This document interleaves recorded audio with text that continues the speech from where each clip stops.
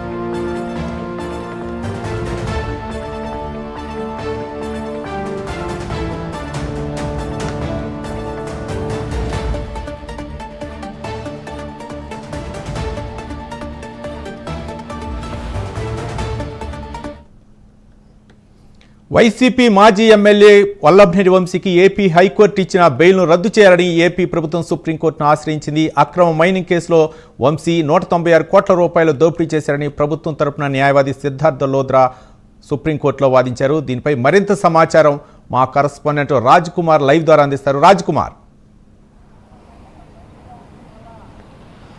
రవి, ముఖ్యంగా ఏదైతే మాజీ ఎమ్మెల్యే వల్లభనేని వంశీకి సంబంధించి ఈరోజు ఏదైతే సుప్రీంకోర్టులో కొంత కీలకమైనటువంటి అంశాలను ప్రధానంగా లేవనెత్తినటువంటి పరిస్థితి ఉంది. ఏదైతే అక్రమ మైనింగ్ కేసుకి సంబంధించి కూడా 196 కోట్ల రూపాయలు వల్లభనేని వంశీ అవినీతికి పాల్పడ్డారని ఇప్పటికే రాష్ట్ర ప్రభుత్వం హైకోర్టు ఇచ్చినటువంటి బెయిల్ను ఛాలెంజ్ చేస్తూ కూడా రాష్ట్ర ప్రభుత్వం సుప్రీంకోర్టుకు వెళ్ళినటువంటి పరిస్థితి ఉంది. ఈ క్రమంలో ఏదైతే వల్లభనేని వంశీకి ఇప్పటికే దాదాపుగా ఉన్నటువంటి 10 కేసుల్లో కూడా బెయిల్ వచ్చినటువంటి నేపథ్యంలో ఈరోజు ఏదైతే అటు ప్రభుత్వం తరపున సిద్ధార్థ లోధ్రా సుప్రీం ధర్మాసనంలో చాలా కీలకమైనటువంటి వాదనలో వినిపించారు. ఏదైతే ఈ విచారణకి సంబంధించినటువంటి అంతా కూడా దాదాపుగా సీల్డ్ కవర్లో ఇవ్వాలనేటువంటి ఒక నిర్ణయాన్ని సుప్రీం ధర్మాసనం తెలిపినటువంటి పరిస్థితి ఉంది. ఈ నెల 17వ తారీఖు వరకు కూడా దాన్ని వాయిదా వేసినట్లు కూడా తెలుస్తుంది. అయితే ముఖ్యంగా ప్రధానంగా ఏదైతే వల్లభనేని వంశీకి సంబంధించినటువంటి అంశంలో ఈరోజు ఆయన్ను విడుదల చేయబోతా ఉన్నారని కూడా సమాచారం అంతా ఉంది. మధ్యాహ్నం 3 గంటల తర్వాత ఆయన్ను విడుదల చేసేటువంటి అవకాశం చాలా స్పష్టంగా కనపడుతుంది. ఎందుకంటే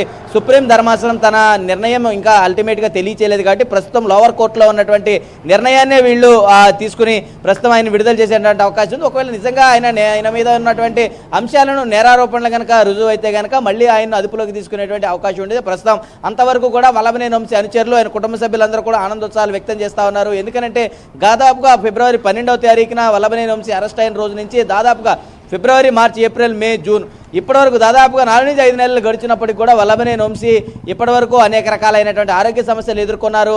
ఆయన అనేక రకాలైనటువంటి ఆరోగ్య సమస్యలు వెంటాడినప్పటికీ కూడా జైలు జీవితం అనుభవిస్తూనే వచ్చారు. కొద్ది రోజుల కిందటే ఆయన హాస్పిటల్లో చికిత్స పొంది జైలుకు వెళ్ళినటువంటి పరిస్థితి ఉంది. మళ్ళీ ఈరోజు విడుదలయ్యేటువంటి అవకాశం ఉంది. కాబట్టి నిన్న సాయంత్రం నూజివీడు నకిలీ ఇళ్ల పట్టాల కేసుకి సంబంధించినటువంటి అంశంలో ఆయనకు బెయిల్ మంజూరు చేసినటువంటి క్రమంలో వల్లభనేని వంశీతో ఉన్నటువంటి చిట్ట చివరి కేసు ఇదే కాబట్టి ఇది కూడా బెయిల్ రావడంతో ఆయన్ను ఈరోజు సాయంత్రం 3 గంటల తర్వాత విడుదల చేసేటువంటి అవకాశం ఉంది. ఈ క్రమంలో ఆయన కుటుంబ సభ్యులు అదేవిధంగా వల్లభనేని వంశీకి సంబంధించినటువంటి అనుచరులందరూ కూడా పెద్ద ఎత్తున జైలు ప్రాంగణం వద్దకు చేరుకునేటువంటి అవకాశం ఉంది.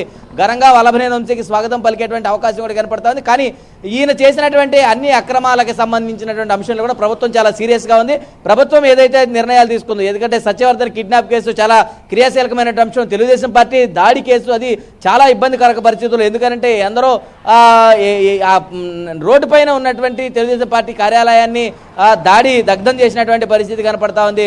కార్యాలయాల పగలగొట్టడం జరిగింది. ఇట్లా అనేక రకాలైనటువంటి విషయాలు, భూ బదలాయింపుల కేసు, ఇవన్నీ కూడా తాత్కాలికంగానే ఇదంతా కూడా ఉపశమనం. ఏ కేసు అయినా కూడా ప్రభుత్వం నిరూపించగలిగితే వెంటనే దీనికి సంబంధించి తగు చర్యలు ఉండేటువంటి అవకాశం చాలా స్పష్టంగా కనపడుతుంది. కాబట్టి ఇప్పటికైనా వల్లభనేని వంశీ చాలా జాగ్రత్తలు వహించాల్సినటువంటి అవసరం ఉందని చాలా స్పష్టంగా న్యాయ నిపుణులు కూడా చెప్తున్నారు. కోర్టు కూడా కొంత హెచ్చరికలతోనే ఇవన్నీ కూడా జారీ చేసింది. ₹1,00,000 పూచీకత్తుతో ఇతర 2 సంతకాలతో కూడా విడుదల చేయాలనేటువంటి ఒక షరతును పెట్టింది. వారానికి 2 సార్లు వచ్చి పోలీస్ స్టేషన్లో సంతకాలు చేసి వెళ్లాల్సినటువంటి అవసరం ఉందని కూడా చెప్పింది. కాబట్టి మరి చూడాలి వల్లభనేని వంశీని ఈ రోజు సాయంత్రం విడుదల చేసిన తర్వాత ఏ విధంగా పరిణామాలు ఉండబోతున్నాయని కూడా వేచి చూడాల్సిన అంశం ఉంది. Ravi, right, thank you Raj Kumar.